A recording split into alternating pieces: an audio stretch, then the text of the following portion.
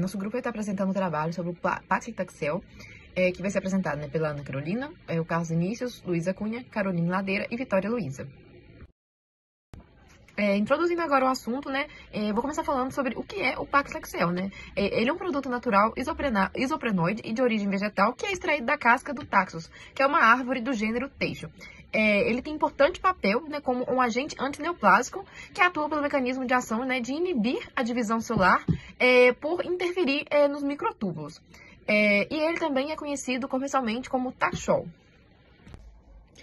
O paclitaxel ele foi aprovado pelo FDA em 1992, inicialmente, né, para câncer de ovário. Então, depois de ter sua eficácia comprovada, né, no tratamento desse tipo de câncer, ele começou a ser estudado para tratamento de outros cânceres, né? Então, desde então, ele tem seu uso ampliado para câncer de mama, câncer de próstata, pulmão e bexiga, também para sarcomas, cânceres de cabeça e pescoço, e está sendo investigado também para o tratamento de AIDS e restenose vascular. Que o paclitaxel é uma excelente substância, ele já foi comprovado, né, para o tratamento de câncer, mas existe ainda alguns problemas, que é a limitação da produção convencional dessa substância. Por quê? Ele é extraído, né, da casca de taxus. Então, é uma fonte escassa, porque não é tão fácil assim de conseguir, né, porque tem que ter o cultivo correto da planta, esperar ela crescer, né, para então, né, conseguir extrair a casca, para aí sim obter o material para começar a extração. A extração tem um problema que ela é muito lenta, é um processo muito caro e não é sustentável, né, porque acaba que está desmatando essas árvores, né, do taxus. E o rendimento também, como tem a destruição da planta, é de baixo rendimento a produção, e mesmo com um cultivo celular vegetal, os métodos eles permanecem caros e ineficientes para uma produção para larga escala, né? E como é uma substância de tão importante para o tratamento do câncer, é essencial que seja produzido em larga escala. Então, com base, né, nessas limitações apresentadas, o artigo trouxe o objetivo, né, de estudar umas novas alternativas para a produção desse paclitaxel. E, né, a justificativa é porque existe uma alta demanda clínica e a produção atual é insuficiente, né, para atender todo o mercado. E o método utilizado, que é de fermentação microbiana, oferece mais vantagens, né? Porque é um método mais barato, que dá a possibilidade de produzir em grande escala, e é um método sustentável, porque não tem, né, a extração vegetal, que é o responsável, né, por causar um grande impacto ambiental. Então, a alternativa que o artigo traz, né, é uma alternativa promissora que utiliza, né, os fungos filamentosos, como exemplo, né, o aspergillus ou a alternaria tenuissima. Quais as vantagens, né, dessa alternativa? Os fungos, eles possuem um crescimento rápido, então não seria um processo demorado. Tem uma facilidade, né, para cultivar esses fungos e tem a chance, né, eles permitem uma produção em larga escala, sem dificuldades. E eles têm um grande potencial para a produção de paclitaxel pelas vias biotecnológicas. Então, realmente, parece uma alternativa assim, bem promissora para iniciar a produção desse composto. O artigo traz, né, abordagens biotecnológicas que seriam utilizadas, né, para a produção, como a mutagênese, que vai melhorar a capacidade produtiva dos fungos, a imobilização, que vai aumentar a estabilidade e a produtividade, e a fixação das células, né, em um suporte sólido, que assim possibilita ter um maior controle, né, controle e eficiência. Então, por fim, o objetivo do estudo é avaliar 5 diferentes transportadores de gel para imobilizar as cepas fúngicas para a produção mais eficaz do mais importante medicamento anticâncer, que é o paclitaxel. Agora falando sobre as cepas utilizadas no estudo. A primeira dela foi o isolado fúngico da Aspergillus fumigatus, extraídos da casca da planta da Taxodium distichum, e a outra seria a cepa fúngica da Alternaria tenuissima, que foi extraída da casca da planta da Terminalia arjuna. Essas cepas, elas foram utilizadas no estudo justamente pela sua capacidade de produção natural do paclitaxel, que é um importante anticancerígeno. Elas foram identificadas principalmente por conta da sua morfologia vegetal e pelo seu sequenciamento genético, e após elas serem isoladas, elas foram registradas no GenBank. Agora, falando um pouco sobre as técnicas que foram utilizadas de mutagênese. Foram utilizadas a mutagênese física, para tentar aumentar a produção do paclitaxel por esses fungos, né? Porém, sem comprometer drasticamente a viabilidade das cepas. Então, foi utilizada uma radiação UV durante 30 minutos a 250 nanômetros e também radiação gama numa dose de 0,75 kg. Então, após esses fungos eles passarem por um processo de mutagênese física, as colônias fúngicas que sobreviveram a esse procedimento, elas foram isoladas e elas foram cultivadas em meios específicos para a triagem da produção do paclitaxel. E foi observado um aumento na produção do paclitaxel em 1,2 vezes mais.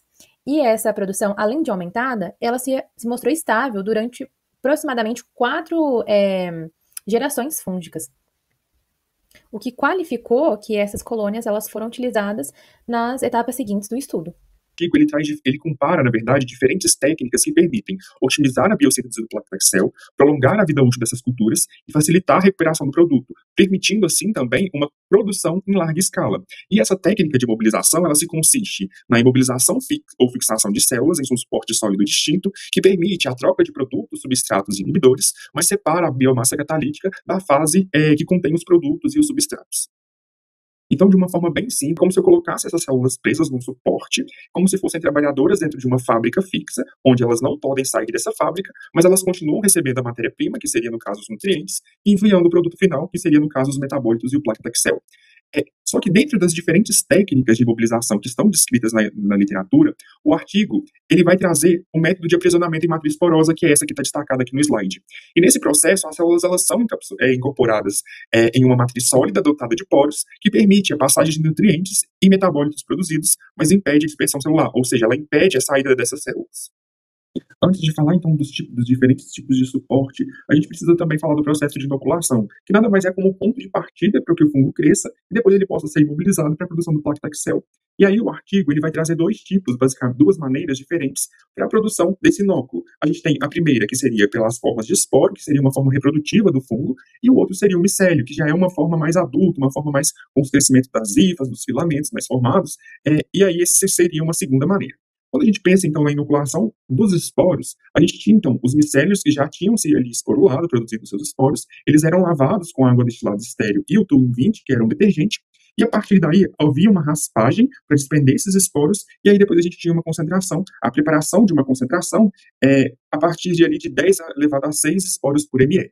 Já quando a gente pensa nos inóculos dos micélios, a gente tinha que os fungos eles eram crescidos em um meio controlado, com agitação e temperatura controlada.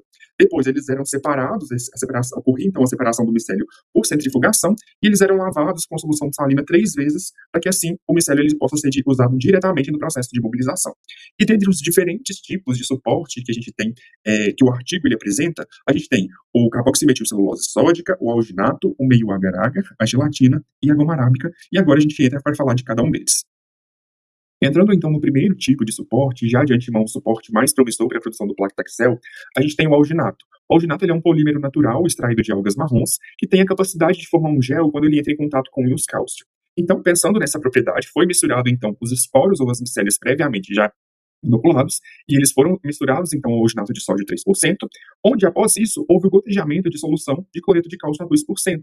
E aí, a partir desse gotejamento, houve a formação das esferas, ou seja, de um gel instantâneo, com esferas de 3 a 5 milímetros. E essas esferas, elas ainda foram mantidas no cloreto de cálcio por um período ali de 1 hora, para que a gente pudesse ter o fortalecimento e a estruturação mais ainda dessas esferas. Após isso, então, houve a lavagem com água estéril, e aí elas foram utilizadas no processo de fermentação, tendo uma concentração ali de 50 esferas a cada 50 ml dessa solução preparada. O segundo tipo de suporte que a gente tem, então, é o carboximetilcelulose de sódio, ou o NaCMC, no qual é um polímero solúvel em água derivado da celulose, muito utilizado como espessante, estabilizante e gelificante. E uma particularidade do CMC é que quando ele entra em contato com o íons ferro, como, por exemplo, que está presente aí nesse cloreto de ferro, que foi utilizado nessa solução, ele é como se ele se ligasse os íons ferros eles se ligassem aos grupos negativos que tem presentes na molécula da carboximetilcelulose, e ocorre uma reação rápida, criando uma rede sólida que forma pequenas esferas gelatinosas que consistem em uma matriz porosa.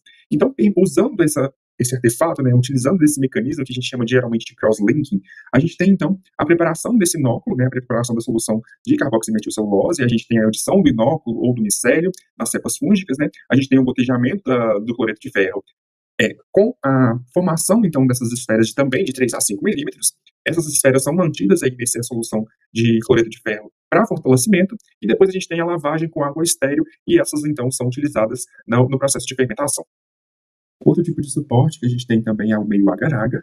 O agar ele é um polissacarídeo extraído de algas vermelhas, amplamente utilizado como meio de cultura sólido nas microbiologia, e ele forma um gel ao resfriar após ser dissolvido em água quente. Então, pensando nessa propriedade, a gente pode utilizar ela para a formação de uma matriz porosa. Então, a gente tem, primeiro, a preparação desse meio de agar, né, a 3% esterilizado e fundido a 45 graus Celsius. Em segundo, a gente tem a adição do inóculo, né, a gente tem a adição do micélio ali cultivado por 48 horas. A gente tem a formação, então, das esferas ao misturar o meio agar com os esporos. Houve o gotejamento de uma solução gelada de tolueno e cloroformo, então eu consegui resfriar essa solução e aí eu formar a matriz porosa, ou seja, essas esferas. Aí, com isso, a gente tem a lavagem do tampão fosfato para essa remoção, então, desses resíduos do solvente, e, em seguida, o uso na fermentação. Outro tipo de suporte utilizado, então, foi a goma arábica. A goma arábica é um polímero natural obtido da secreção de algumas espécies de acácia. A acácia, para quem não sabe, ela é uma planta, e a goma arábica, semelhante ao alginato, ela também tem a capacidade, ou seja, a propriedade, na verdade, de formar esferas na presença de íon cálcio. Então, houve então a preparação da solução e do inóculo, né? A goma arábica 3% ela foi aquecida a 40 graus Celsius, e aí adicionados os esporos, e com isso a gente teve então o gotejamento em cloreto de cálcio 2%, e aí a gente teve a formação das esferas de tamanho de 3 a 5 milímetros. A gente deixou ali o fortalecimento, né, um processo que a gente chama de reticulação dessas esferas, ou seja, essas esferas elas foram deixadas ainda num período de 1 hora na solução de cloreto de cálcio para que houvesse o fortalecimento. Depois, houve a lavagem com água estéril e a utilização do processo de fermentação.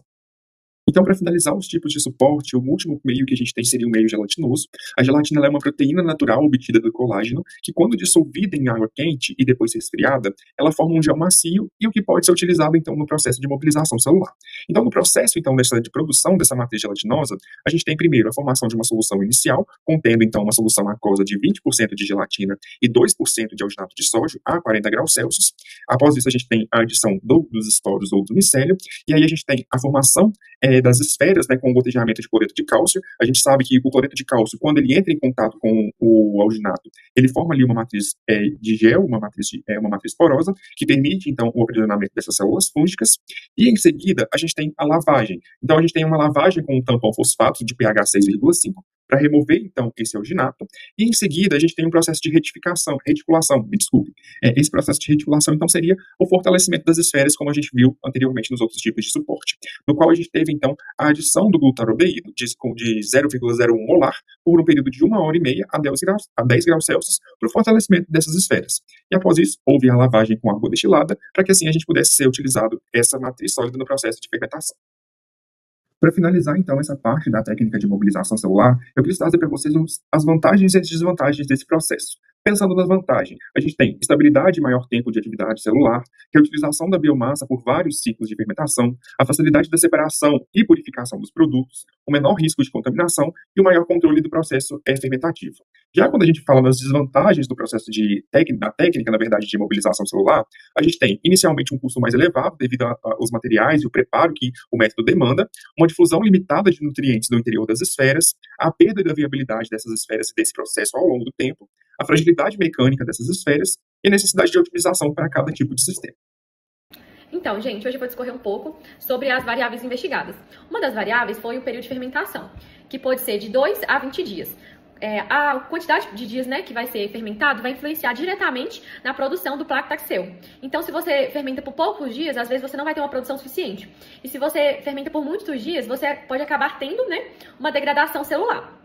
Outra variável foi o de volume de meio de cultivo, que variou de 25 a 150 ml. O meio de 25 não tem muito oxigênio, só não tem muito nutriente, então poderia, né, pesquisar para ver qual seria melhor. O de 150 ml, por sua vez, tem muito nutriente, mas tem pouca oxigenação, então foi uma das variáveis que eles investigaram. E também com o número de esferas de alginato. O alginato ele vai imobilizar a célula, né? E esse número poderia variar de 25 até 150 esferas. Tudo isso com o objetivo de quê? De aumentar o rendimento do Lactaxel com cepas imobilizadas.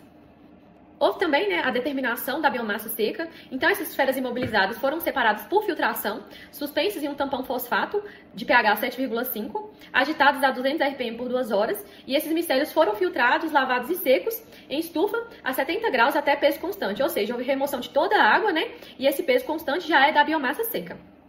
Então, gente, agora falando já da própria extração, né, do paclitaxel, ele foi extraído do filtrado da cultura e tratado com carbonato de sódio, né, a 0,025%, para evitar contaminação por ácidos graxos. Como? O carbonato de sódio vai reagir com os ácidos graxos, que são moléculas mais lipofílicas, que se parecem com o paclitaxel. E o que isso vai fazer? Vai fazer que na hora que você for fazer a extração, essas moléculas não vá junto, né? Então você não vai ter a coextração de paclitaxel e de ácidos graxos, porque você já retirou os ácidos graxos tratando a solução com carbonato de sódio. Então, posteriormente a esse tratamento, a gente vai ter a extração do paclitaxel com cloreto de metileno. O solvente foi separado e filtrado com sulfato de sódio anidro. Esse sulfato de sódio vai ter a função de retirar água do meio, né? E ele vai ser evaporado sob pressão reduzida a 35 graus no evaporador rotativo.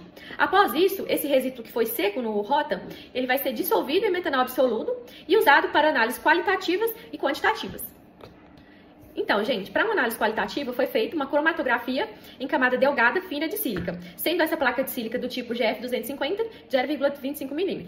Para isso acontecer, na placa de sílica foi pingado o padrão de paclitaxel e também foi pingado a minha amostra fúngica, né? A amostra fúngica que estava sendo pesquisada no artigo. Então, o solvente de corrida usado foi o cloroformo e o metanol, na proporção de 7:1, e a revelação foi feita com reagente de vanilina ácido sulfúrico. Então, após você colocar aí no cloroformo, metanol, esperar a corrida cromatográfica acontecer, esse reagente foi usado para revelar, e na revelação eles tiveram um resultado muito positivo, que foi o seguinte: o padrão apareceu com RF de 0,67. E o paclitaxel fúngico que foi feito na pesquisa, aquele que foi filtrado, teve todo aquele procedimento, também apareceu com um padrão de 0,67 e uma mancha azul. Então, com isso, a gente teve uma confirmação qualitativa. Para a confirmação dessa identidade, quantitativamente, né, foi usado o HPLC, que foi da leitura da sistema S-Cron Elite.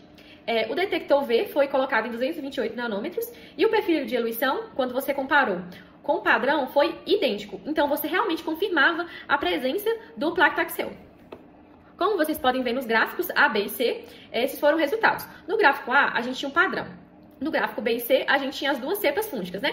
E o legal foi que os picos apareceram em aproximadamente 10 minutos, confirmando que a cepa TXD 105 e TRE 995 produziram o paclitaxel, né? No mesmo tempo de retenção do padrão, porém com uma concentração menor, porque como vocês podem ver, o pico do padrão é o primeiro, o representado na figura A, e ele tem um pico maiorzinho. Bom, agora falando um pouquinho dos resultados. Nessa primeira tabela, a gente ficar a estabilidade biomassa seca em 4 gerações dos aspergillus fulminatus TXD 105, e no caso a gente vai avaliar as diferentes cepas, né, dessa. Então, primeiramente aqui o de verdinho, a gente tem que a biomassa, a produção dela se manteve em 10 gramas por litro, enquanto as outras tiveram grandes variações, em que a última, a GM4, ela chegou até a 8. Já na questão da produção do paclitaxel, a gente vê também que teve uma concentração constante, uma produção constante, que a cepa TXD 105 GM6, ela é a mais estável, opção para ser utilizada na questão da produção da paclitaxel. Bom, aqui na tabela 2, a gente também vai avaliar a estabilidade da produção de paclitaxel e biomassa, só que dessa vez em 4 gerações também, só que dessa vez na cepa Alternarius Unússimo TER 995. Então, aqui também na primeira fileira a gente tem as diferentes cepas. E, primeiramente, bom, a GM3, ela também foi a melhor opção, porque ela foi a única estável que teve a produção de paclitaxel aumentando, né, o correr das gerações. Então, se a gente avaliar as outras duas que estão em vermelho, a gente pode ver que elas tiveram um decréscimo na produção de paclitaxel. E em questão da produção de biomassa, ela também teve uma maior produção de biomassa em relação às outras e teve menos variações também em relação às outras duas. Então, por isso que a GM3, ela foi a melhor opção para escolha na questão da produção do paclitaxel. Bom, aqui na tabela 3, a gente vai avaliar a questão dos esporos imobilizados, que são utilizados no meio de cultivo. Então, aqui a gente tem alguns. E em cima a gente tem o grupo controle, que no caso seria sem esses transportadores. Que está aqui sinalizado de azul, sim. Bom, aqui em cima a gente tem as cepas que tiveram maior desempenho, né? Então aqui a gente tem a GMC e aqui a gente tem a GM3. E como a gente pode avaliar, no grupo controle a gente teve uma maior biomassa em relação aos demais. Em segundo, né, a gente teve o arginato de cálcio, que teve uma maior produção em comparação aos demais, tanto GMC.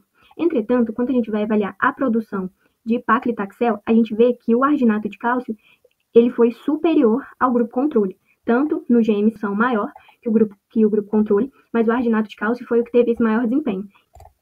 Bom, aqui na tabela 4 a gente vai avaliar os micelos imobilizados em alguns suportes, a mesma definição, né, da tabela, igual estava na 3, assim como na tabela 3. O grupo controle teve uma produção de biomassa maior do que, entretanto, a produção de paclitaxel aqui também superou o grupo controle. Comparando os valores, a gente percebe que quem teve maior produção de paclitaxel foi, no caso, o transportador e também o arginato de cálcio. Então, assim como com os esporos, o arginato de cálcio teve um maior desempenho e, consequentemente, uma maior produção de paclitaxel. Bom, agora aqui na figura 3, a gente vai avaliar o efeito do tempo de incubação na produção do paclitaxel e biomassa seca, em que nos 4 gráficos, no eixo Y, a gente tem os tempos de incubação, que no caso aqui são 0, né, iniciando 0 até o 20, e no eixo Y a gente tem as concentrações, em que na linha com as bolinhas pretas é relacionado o paclitaxel, enquanto na linha de com bolinhas brancas são a biomassa seca. E aqui, no caso, a gente tem a A e a B, elas são relacionadas aos esporos, enquanto o C e o D são relacionados aos micelos.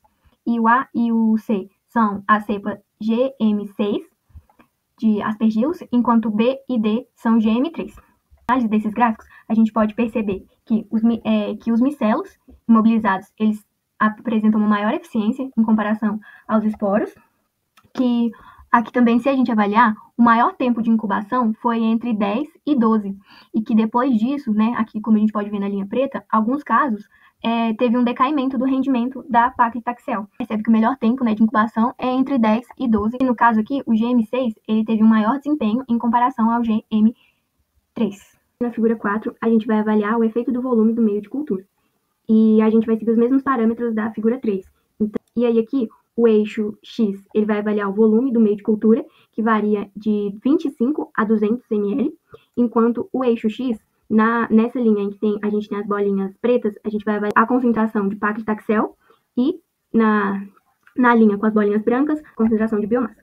E aí, como a gente pode perceber, o volume ideal, no caso aqui, seria o de 100 ml. Principalmente na produção de paclitaxel, se a gente observar, depois de 100 ml, a gente tem alguns gráficos, a gente tem um decaimento na produção. Em todos os gráficos, a gente tem um maior desempenho, né, na produção do paclitaxel.